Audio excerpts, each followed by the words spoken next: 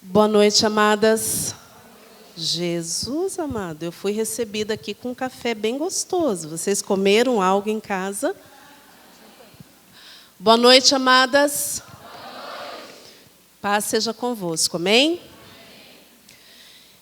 Eu gostaria que nós orássemos mais uma vez. Eu gostaria que você refletisse qual é o desejo do teu coração nessa noite. A pastora Arlene me deu uma incumbência, né? Ela me deu um tema, e Deus me deu uma palavra em cima desse tema. Mas eu sei que provavelmente você saiu da sua casa com uma expectativa.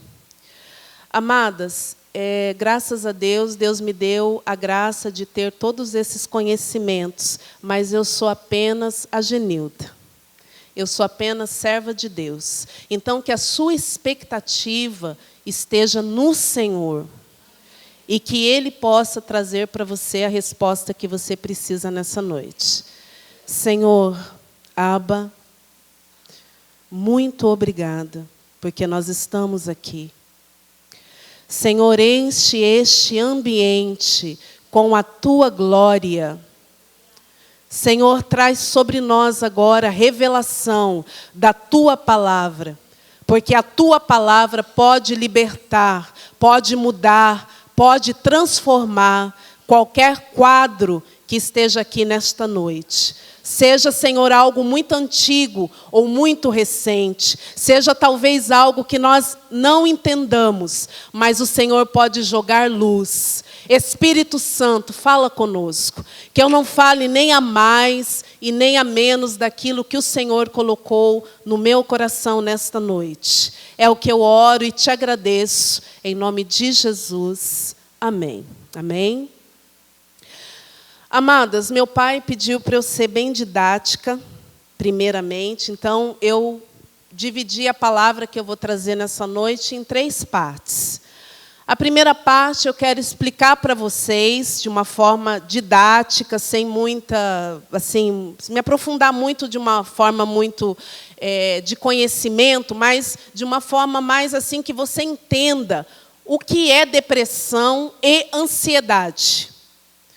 Por que que isso ocorre? Por que que isso tem acontecido tanto nos nossos dias atuais? Existe uma pesquisa que foi feita que até 2050 a doença que vai mais matar as pessoas não é o câncer, mas infelizmente possa ser depressão. E a maior parte dessas pessoas que estão incluídas nesta pesquisa são mulheres. A depressão, ela alcança, infelizmente, mais mulheres do que homens. Por quê? Porque nós somos mais emoção. Nós temos muita emoção à pele. Então, de manhã a gente às vezes está muito feliz, à tarde a gente está meio assim, né? E a gente é muito emocional. E isso é nosso mesmo. Não tem a ver muito que você é bipolar, porque agora a palavra da moda é bipolaridade. Bipolaridade é algo, né, que às vezes a gente precisa se aprofundar um pouco mais para falar se a pessoa é bipolar ou não. Mas possa ser que as tuas emoções também estejam à flor da pele, por causa que você talvez esteja passando por um momento de estresse, algum momento que você está muito emotiva. Então, nós temos mais tendência a termos problemas emocionais. E aí eu coloquei algumas coisas aqui, que se você quer anotar, se você estiver anotando, seria interessante talvez. Primeiramente, o que acontece quando uma pessoa tem depressão? Eu vou me focar um pouquinho na depressão, porque a depressão ela puxa muito a ansiedade. E aonde existe uma pessoa muito ansiosa, pode existir uma pessoa depressiva. Então, geralmente, o que acontece? Acontece o desequilíbrio, não é a falta necessariamente, mas é o desequilíbrio.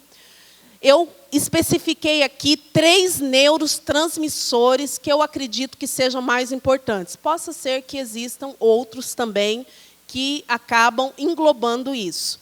Mas eu coloquei aqui. A serotonina, que é o que a serotonina para nós? Ela é um neurotransmissor que trabalha né, que nos dá uma sensação de bem-humor, de humor. Então, a gente fica mais bem-humorada, a gente fica mais feliz, quando a nossa serotonina está bem.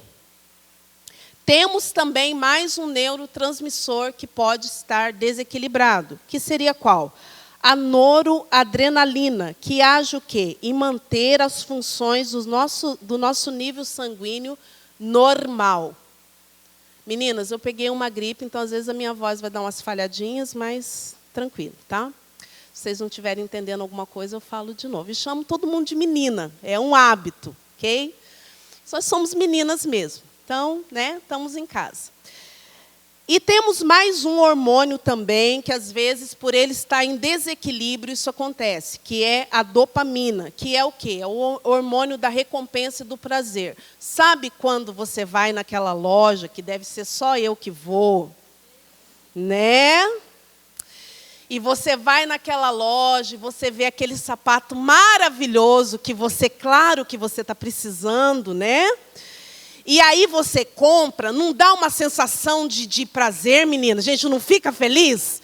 E a gente passa o cartão assim com muita alegria? Então, é esse hormônio que trabalha nisso, certo? Então, o que acontece, amadas? Quando esses hormônios eles estão em desequilíbrio, as pessoas vão ter uma tendência à depressão.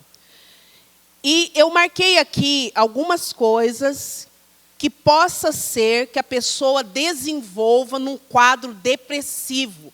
Porém, o que nós temos que entender? Que cada pessoa é uma pessoa. Hoje os terapeutas já estão entendendo isso, que às vezes uma técnica que eu estou usando aqui não é a mesma. Eu posso até usar aquela técnica, mas talvez aquela técnica não vai ter o mesmo resultado que teve com a Maria, não vai ter com a Joana, ou não vai ter com o Jaquim. Então, o que acontece? Algumas coisas que acontecem quando a pessoa ela tem uma propensão à depressão. Obrigado, Espírito Santo. Tem duas coisas aqui que eu acho interessante focar. Primeiro, a depressão, ela pode, eu chamo sistêmica. Ela pode ser uma depressão que a pessoa herda geneticamente. Então, a mãe tinha depressão, o pai tinha depressão, e a pessoa também acaba tendo depressão, porque ela já tem uma propensão a esses neurotransmissores não funcionarem adequadamente. E também temos a depressão, que a pessoa, de repente, sofre um trauma, um assalto, uma perda.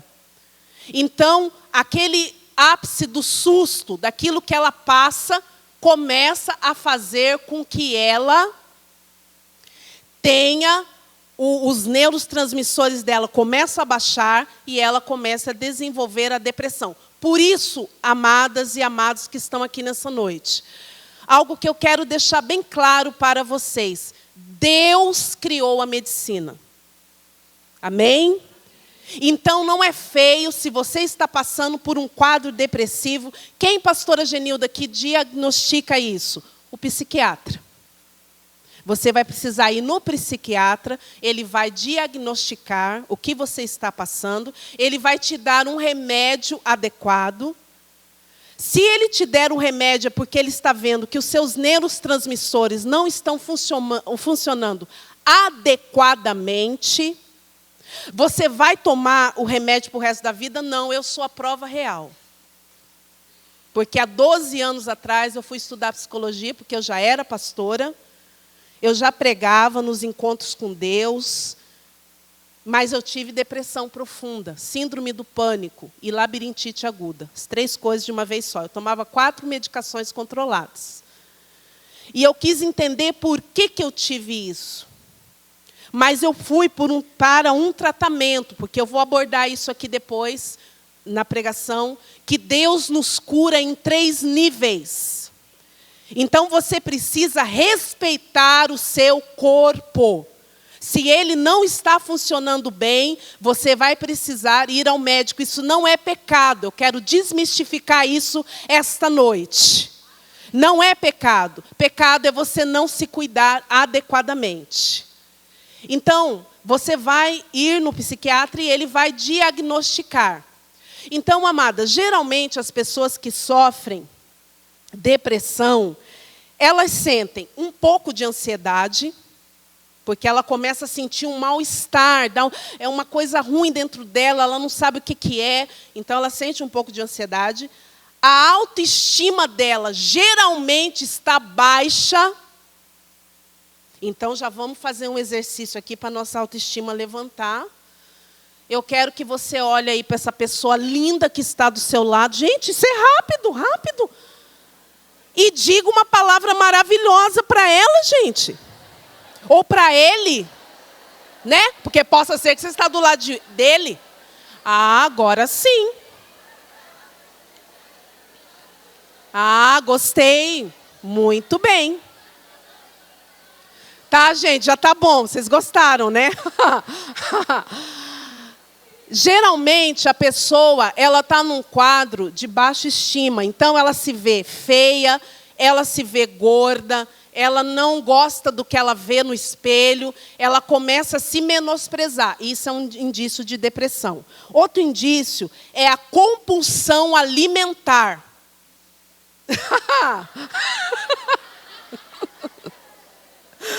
Olha as manifestações, gente. Geralmente, a pessoa ela vai ter compulsão alimentar por alimentos doces e ricos em amido. Então, farinhas, muito bolo, muito doce. Por quê? Porque o doce, quando você come, ele dá a sensação de prazer, levanta a dopamina. Então, se a pessoa está mal, ela vai querer que o prazer aumente. Então, ela vai atrás do chocolate, ela vai atrás do leite condensado. Certo? Agora, o que você tem que entender? Eu vou parar de comer, pastora Genilda? Não. Mas você precisa entender por que você está comendo. Certo? Então, gente, geralmente as pessoas que estão em depressão, ou elas engordam muito, ou elas também emagrecem muito, porque elas também começam a não comer adequadamente, elas perdem peso. Um outro ponto que também é interessante aqui, a pessoa tem muita fadiga, ela tem muita falta de ar. Necessariamente não é porque ela está acima do peso. Ela começa a ter falta de ar, ela pode ter sensação de morte, aí entra também o quadro da ansiedade. Ela pode ter uma sensação que ela está morrendo, que está acontecendo um sufocamento, e é índice de depressão. Ela tem duas coisas que eu quero aqui que vocês prestem bastante atenção. Ela tem falta de atenção, ela não consegue gravar as coisas. E ela tem falta de paciência. É aquele negócio, não quero falar, ela não quer saber. Ela fica assim, bem estressada. Mas se você tem falta de paciência mesmo, não se esconda atrás da depressão. Pode ser que você tenha falta de paciência mesmo. Possa ser do seu temperamento, ok? Mas um dos índices é que a pessoa, geralmente, ela era muito calma, ela era uma pessoa mais sociável e ela começa a ficar muito arisca. Como a gente diz lá na minha terra, a pessoa fica muito arisca. Então, possa ser que ela esteja depressiva. Um outro ponto também que é interessante, ela tem irritabilidade constante, mau humor, algo que eu não escrevi aqui, mas é interessante. Gente, ela se isola muito. Então, a pessoa não quer conversar, não quer contato. O que geralmente eu falo para os familiares que me procuram? Eu falo, olha, você vai respeitar ela até uma altura, mas você não vai deixar ela isolada dentro do quarto. Você vai tentar conversar com ela, vai tentar manter um contato. Não é, gente, isolar. Uma coisa que eu quero dizer bem claro, eu não entendia isso há 12 anos atrás e hoje eu entendo. Depressão é uma doença. Existe um fundo espiritual que nós vamos falar aqui, mas depressão é uma doença. Então, amados, você precisa tratar aquela pessoa com muito carinho. O que vai tirar ela da depressão, além da terapia, do tratamento? O amor. O amor vai tirar ela daquele lugar. Então, você precisa procurar ter paciência. Não deixar ela isolada, mas ter paciência com ela. Um outro ponto também que eu escrevi aqui, que eu acho interessante nós falarmos, a depressão provoca sentimentos de tristeza, eu quero falar sobre isso, e perda de interesse nas atividades. Então, a pessoa, geralmente, quando ela está num nível muito alto de depressão, ela já não toma mais banho, ela não limpa mais a casa, mas ela não começa nesse nível. E eu quero aqui ressaltar duas coisas. Qual é o melhor paciente para ser tratado? O que você vê. Porque existem as pessoas que se suicidam, geralmente ninguém via que ela era depressiva. Porque pode ter pessoas depressivas que vão trabalhar, procuram ter uma vida o mais sociável possível, mas ela está em depressão. Então, quando você vê que a pessoa ela já está nesse nível, já é um nível muito alto de depressão. Ela sente uma tristeza constante. Quero aqui ressaltar uma coisa importante. Gente, a tristeza faz parte da vida. Nem todos os dias você vai estar muito feliz. Você vai chorar em algum momento, você vai ficar triste. O que nós detectamos que já é doença? Quando a pessoa já está assim há mais de 2 ou 3 semanas. Mas quando a pessoa ela está chorando, uma pessoa que está triste, por favor, uma coisa que eu gostaria de falar para você nessa noite, uma coisa que pode não colocar a pessoa neste lugar. Quando uma pessoa está triste, está chorando, só abrace ela. Não fale assim para ela, pare de chorar, por que você está triste? Deixe ela sofrer aquele sofrimento, aquele momento. Possa ser que aquilo não vai se tornar uma doença na vida dela. É um momento que vai passar. Porque a tristeza faz parte da vida. Agora, a tristeza constante e o choro constante, não. Agora, amados, eu gostaria, nesse primeiro momento, a gente fez esse rápido mapeamento aqui. Quero dizer mais uma coisa para vocês, que eu estava esquecendo. A depressão, ela nos dá uma insônia muito grande. As pessoas que têm depressão têm muita dificuldade de dormir. Então, por isso que quando vão no médico, o médico já dá Rivotril. A pessoa não tem sono. Ela também tem um sentimento de culpa muito grande, porque ela não sabe por que ela está daquela forma. E ela não consegue explicar para as pessoas por que ela está daquela forma. Então, ela tem um sentimento de culpa. E ela tem uma dificuldade de se concentrar e tomar decisões. Uma pessoa depressiva, ela vai agir impulsivamente. Ela não está em equilíbrio para tomar uma decisão. Também, uma depressão muito constante pode levar a pessoa à morte. Não apenas dela tirar a vida, mas as pessoas que ficam muito depressivas por muito tempo, ela vai definhando naturalmente. Então, a depressão ela é algo muito sério e muito grave. Então, Deus me deu, primeiramente, eu mapear esse primeiro momento, e aí Ele me deu 2 histórias que estão na Bíblia. A primeira fala sobre Elias. Nós acreditamos, lendo a história de Elias, mapeando a história de Elias, que Elias não teve uma depressão profunda. Mas Elias teve momentos depressivos. Certo? E por que ele teve isso?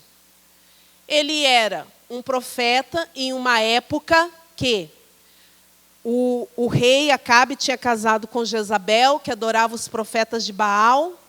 E ele vai um dia no monte, lá em 1 Reis 18:40 fala sobre isso. Ele luta com os profetas de Baal, ele vence os profetas de Baal, mas Jezabel manda um recado que vai matá-lo. E nós podemos imaginar que neste momento Elias teve um grande momento de estresse. Um estresse muito profundo. Então, um estresse muito profundo pode levar você à depressão. Quando uma pessoa chega no meu consultório, primeiro eu atendo ela, mas eu sempre pergunto para ela, você faz alguma atividade física? Você brinca? Você dá risada? Você vai no parque? Como que você faz para desconectar do dia a dia que você vive? Elias tem uma depressão muito profunda. Elias foge. Quando ele foge, ele vai para a caverna. A caverna aqui nós vamos tipificar como o isolamento que a pessoa busca quando ela está no momento depressivo. Ele vai para a caverna. E lá na caverna, ele tem alguns sentimentos que eu escrevi aqui para vocês, como se fosse os sintomas que ele tem. Ele tem os sintomas de... Quais são os sintomas que ele tem? Ele fica aflito, ele tem alterações de comportamento, então ele se isola, isso está lá em 1 Reis 19:9. Ele se isola na caverna com medo. Uma das coisas que as pessoas depressivas sentem muito, medo. Por que elas sentem medo? Elas sentem medo de morrer, elas sentem medo da família rejeitar elas. Isso aqui eu estou falando alguns relatos de pacientes que falam isso para mim. Sentem medo de nunca mais voltarem a ser uma pessoa normal. Sentem medo da sociedade. Sentem medo do dia a dia. Sentem medo até da política, das coisas não acontecerem bem. Tudo traz medo. Então, a pessoa ela vive debaixo de um pânico. E por isso que a pessoa, ela, às vezes, está num quadro depressivo e ela vai para uma síndrome do pânico. Porque ela começa a ficar neurótica. Então, Elias tem esse sentimento. Elias também tem alteração de humor. Ele tem também baixa estima. E tem aqui um fato que ele fica sonolento e ele dorme lá dentro da caverna. Isso está lá em 1 Reis também, 19, 5 e 6. Ele tem pensamentos de morte, ele pede a morte. E ele fica sentindo sozinho. E aí agora eu quero trabalhar em cima disso. Amadas, primeiramente, nós somos humanas. Quantas humanas tem aí, por favor? Muito bom. Então, eu vou fazer uma pergunta. Você pode ficar triste? Você quer ficar triste? Mas pode acontecer. Quantas aqui tem muitas amigas? Levanta a mão. Jesus é o Senhor. E o resto? Quantas aqui tem uma amiga, pelo menos? Um amigo. Muito bom, está melhorando. Quando você está triste, o que você faz? Estou fazendo uma pergunta. Você fala mesmo? Quem falou aí para mim que fala com a amiga? Deixa eu ver que no seu comportamento eu já vou saber.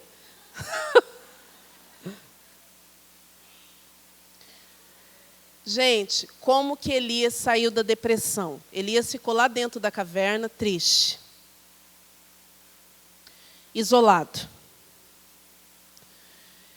E aí, quando ele pediu a morte, ele começou a lamentar para Deus. Falar, Deus, por que você está deixando isso acontecer? Por que isso está acontecendo comigo? Eu sou teu filho, sou teu profeta. Parece a gente, não parece? Sou teu filho, sou teu profeta, faço tudo certinho. Por que isso está acontecendo comigo?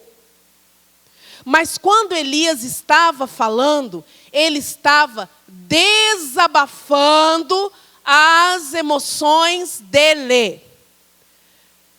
Uma dica aqui hoje para você. Se você quer cura para a sua vida, ou você nunca quer entrar neste lugar, você precisa falar. Amém? Talvez saber com quem você vai falar, porque muitas pessoas falam comigo. Ah, pastora Genilda, eu não falo porque se eu falar, todo mundo vai falar da minha vida. Ué, acha alguém que não fale da sua vida. Aleluia, Jesus. Porque quando alguém paga um terapeuta, ele paga para quê? Para falar. Ele nos paga para que nós possamos ouvi-lo e não julgá-lo, não condená-lo. Mas quando a pessoa está falando, na maior parte dos casos, ela está falando, ela está sendo curada. Gente, eu gravei um vídeo esses dias no Facebook. Gente, Para com esse negócio de segredo. Segredo de família, segredo sei que lá, não sei o quê. Gente, segredo nos aprisiona. É o jeito que o diabo usa para nos aprisionar e nos matar. Se você um dia errou, ou alguém errou com você, isso é normal, isso faz parte da vida. Eu era pastora, ia nos encontros com Deus. Isso não estava no script, agora a Espírito Santo falou que eu tenho que contar. Aleluia. Eu era pastora, ia nos encontros com Deus, ministrava, pastora Arlene, cura interior. Certo? Mas eu tinha algo dentro de mim, um segredo muito bem guardado dentro de mim. Eu odiava a minha mãe. Porque quando eu tinha 1 ano e 3 meses, a minha mãe me deixou, me rejeitou. Tentou me matar antes tomando veneno de algodão. Gente, nasci gordinha, fofinha, lindinha. Não deu certo. Mas, com 1 ano e 5 meses, meus pais se separaram. E a minha mãe foi embora para Curitiba, ela mora em Curitiba até hoje. Meu pai se tornou alcoólatra, caiu no mundo, nunca mais vi meu pai. E meus avós me criaram. Então, se hoje eu estou aqui, eu devo muito aos meus avós, que sempre serviram ao Senhor. Mas isso era um segredo dentro de mim. Eu falava muito sobre perdão, mas quando eu falava quando eu não conseguia falar a palavra mãe, eu me emocionava, assim, eu começava a chorar do nada. E eu nunca pude chamar a minha avó de mãe, porque ela falava, você tem uma mãe viva. Também nunca pude chamar meu avô de pai. Então, para mim, isso era uma coisa muito difícil. Quando eu tive depressão profunda, a minha pastora, que já dorme no Senhor, um dia ela me procurou e ela falou assim, existe algo dentro de você que é a chave para você ser curada. Mas você precisa deixar isso embora do seu coração. Quando ela falou isso, veio na minha mente, você precisa perdoar a sua mãe. Toda falta de perdão, toda mágoa vai te levar a um lugar de escuridão emocional. Vai te levar em algum momento a alguma dor emocional. Ou você vai ter dificuldade de relacionamento com seu marido, ou você vai ter dificuldade de relacionamento com seus filhos, ou você vai ter dificuldade de relacionamento com as pessoas. Talvez você nem vai ter muito contato com as pessoas. Você vai ser uma pessoa que se relaciona, mas você é um pouco fria. E um dia eu tive que perdoar minha mãe, perdoar a si mesmo, para que eu pudesse sair daquele lugar. Hoje eu sou livre. Hoje eu posso falar, sou livre. Hoje, gente, até nem choro direito. Até às vezes eu falo, tem que chorar um pouco, gente, não estou conseguindo. Porque o meu choro era melancolia, não era um fruto do Espírito. Era uma melancolia da minha alma. Então, amados, o que trouxe cura a Elias? Quando ele se posiciona dentro da caverna, que ele fala com Deus, ele libera a palavra, ele fala o que está no coração dele. Deus manda os corvos levarem pão para ele. O pão, a comida, quando alguém se alimenta, a comida significa vida. Quando você come, por que você não pode comer de qualquer jeito? Porque você está comendo um alimento que foi criado para a vida. Se você come de uma forma errada, você pode ir à morte. O alimento é vida. Então Deus manda vida para ele, para que ele possa sair daquele lugar de escuridão e cumprir o propósito dele. Se você está neste lugar de escuridão, você nessa noite precisa dar um passo de fé. Porque se você não quiser, Deus não pode arrancar você daí. Deus, ele é muito gentil conosco. Quando que Deus me curou? Eu tinha na época meus 27, 28 anos. Quando Deus falou comigo e me curou. Mas eu vivi muitos anos na escuridão porque eu não queria reconhecer. Existe algo para que você seja curado de algo emocional. Você precisa reconhecer a tua dor. Você precisa sentir a tua dor. Você precisa deixar ela embora. Eu vou falar de novo. Você precisa reconhecer a tua dor. Se hoje você tem uma dor, pode ser uma perda, um luto, um fracasso, um trauma, um bloqueio. Você precisa reconhecer ela. Você precisa viver ela, chorar ela, sentir ela, não bloquear ela. E você precisa deixar ela ir embora do teu coração.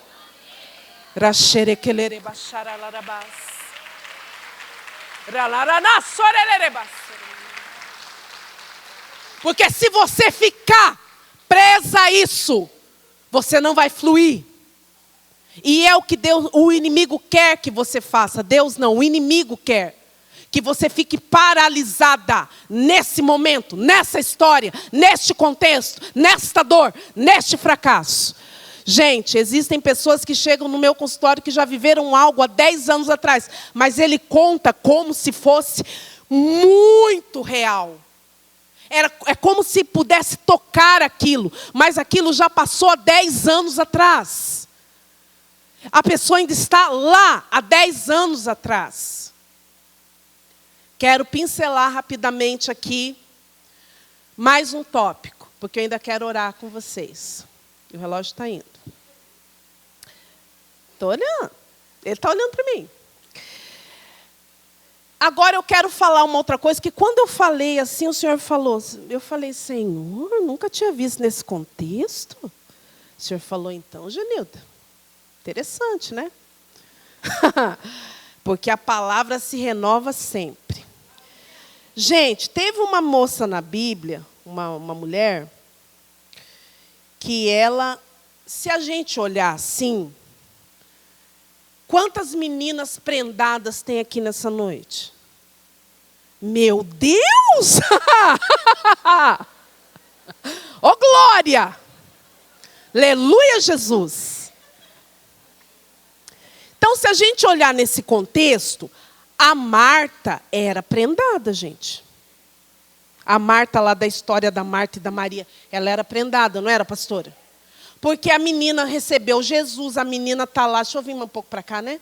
A menina está lá, gente, limpando a casa, arrumando a casa e aquela coisa toda, e nananã e tal, e a Marta só sentada lá, certo?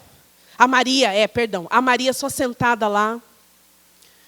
Então, se a gente olhar num contexto, a Marta era muito prendada. Mas o Espírito Santo falou assim para mim, Genilda, eu quero que você olhe um pouquinho mais fundo. Falei, vamos olhar um pouquinho mais fundo. O que Jesus fala para ela? Marta, Marta, por que você está tão assim, ocupada? Tem uma Bíblia lá em casa que estava assim, ansiosa. Eu falei, uau! E atrás, amadas, de uma mulher que às vezes está fazendo muita coisa, e faz aqui, faz ali, vai para lá, e tá, existe uma doença muito sutil que se chama toque. E muitas mulheres têm desenvolvido isso, achando que estão fazendo muito. Atrás da ansiedade existe uma necessidade de você não pensar. Você não quer pensar. Você não quer pensar no passado. E eu acho interessante que nessa noite você realmente pare de pensar no passado, porque passado passou. Passado já foi. Hoje eu estava ali no espelho me arrumando, falei, meu Deus, tem uns cabelos brancos ali, né? Aleluia, Jesus. Eu não tinha esses cabelos aí, né? Mas se nós estamos vivos, é porque nós temos cabelo branco, não é verdade? Né? Então, gente, às vezes a gente quer o quê? Viver uma coisa lá atrás que a gente não pode ir lá atrás. Tratei há muitos anos atrás uma passe. Eu tenho toda a liberação dessas meninas para contar essas coisas, né? Não preciso falar o nome. Gente, ela chegou no meu consultório e ela tinha... Ela era uma pessoa assim, ó, ela estava aqui, ela ficava assim. E aí você falava, não mexa com isso. Daí ela ficava. Ela tinha que mexer em alguma coisa. E ela também, toda hora, estava esfregando algo.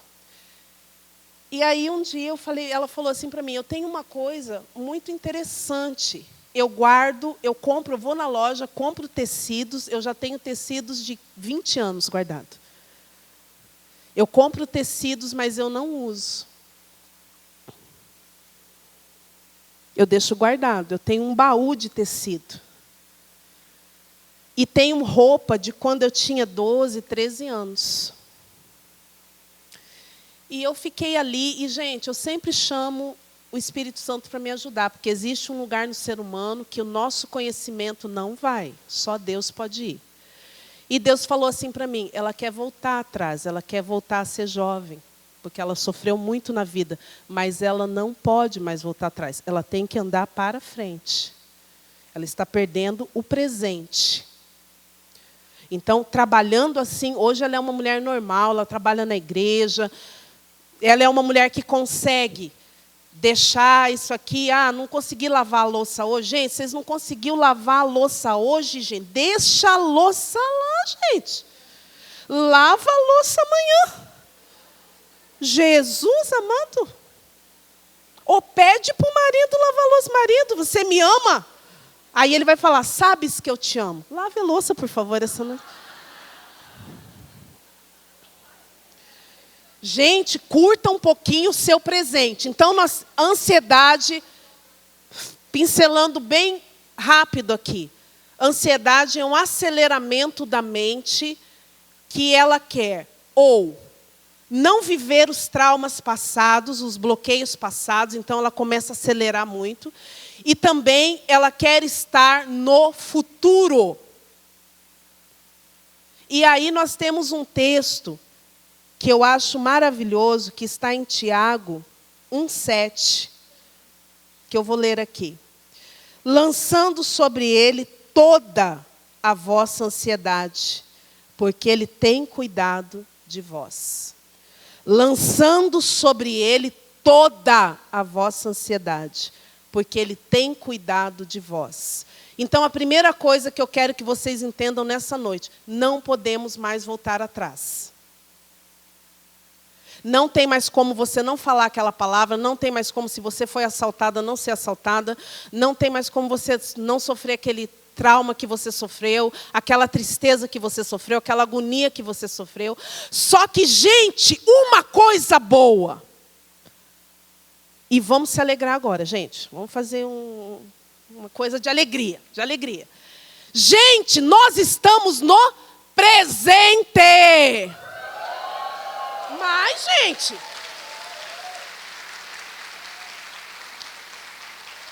presente. O que Deus está te dando? O que presente significa? Oportunidade. Hoje foi a oportunidade de você namorar muito. Quem são as casadas aqui? Aleluia, Jesus. Oh, glória. Hoje foi a oportunidade de você namorar bastante, filha. Você não namorou? Ainda dá tempo, que ainda não é meia-noite.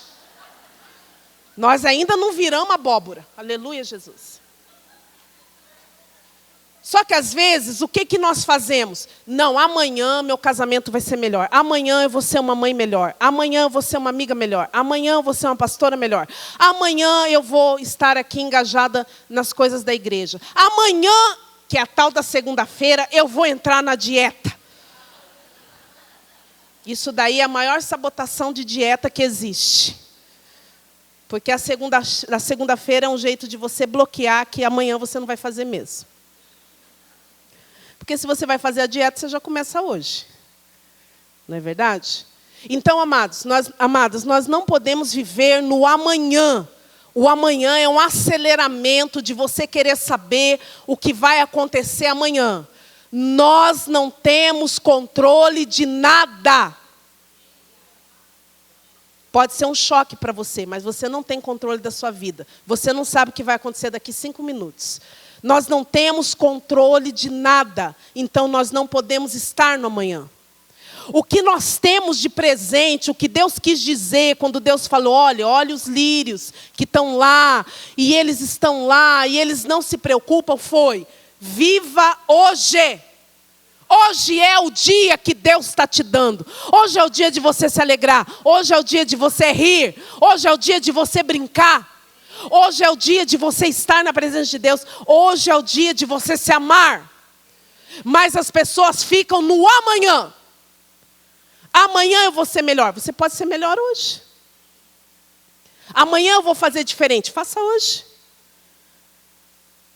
Se abra para hoje. Hoje é o tempo favorável. Como que uma pessoa regride da ansiedade? Trabalhando hoje. Qual é o nosso gatilho emocional para uma pessoa que tem ansiedade? Viva hoje. Viva agora. Viva hoje. Viva agora.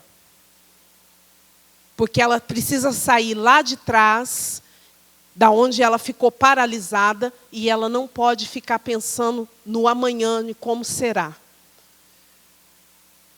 Amadas, para a gente orar. Pela medicina, não existe cura para problemas emocionais.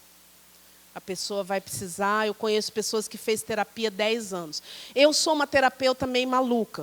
A pessoa chega, falo, vamos arranjar o que você está vivendo. Quando eu encontro a chave, eu libero ela. Eu tenho pacientes que ficaram 4 sessões comigo, 1 mês, 6 meses, e às vezes eles querem ficar, eu falo, você está curado. Eu vou te dar alta, não tem mais nada. Você precisa ir embora. Me indica, vem outro. Não é assim? Mas tem pessoas que estão fazendo terapia há 10 anos. Por quê? Porque ela não quer descobrir as chaves da sua dor. Ela quer ficar cativa. Deus te fez. Salmo 139. Deus fez você. Então Deus tem cura para você. Deus sabe como organizar as tuas emoções, como organizar a tua mente, como organizar os teus neurotransmissores, como organizar o teu corpo. Pare de se sabotar. O Espírito Santo está me soprando aqui. Pare de se sabotar. Ame mais você. Você que pode construir a sua vida. Ninguém vai direcionar a sua vida. Ah, pastora Genilda, eu estou assim por causa de tal pessoa. Não, você está assim por causa de você mesmo. Ninguém pode comandar a sua vida. Quem comanda a sua vida abaixo de Deus é você.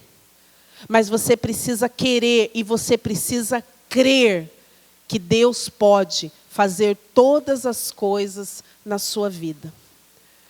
Eu gostaria que vocês ficassem em pé em nome de Jesus. Eu gostaria que alguém me ajudasse aqui com um louvor, para nós orarmos.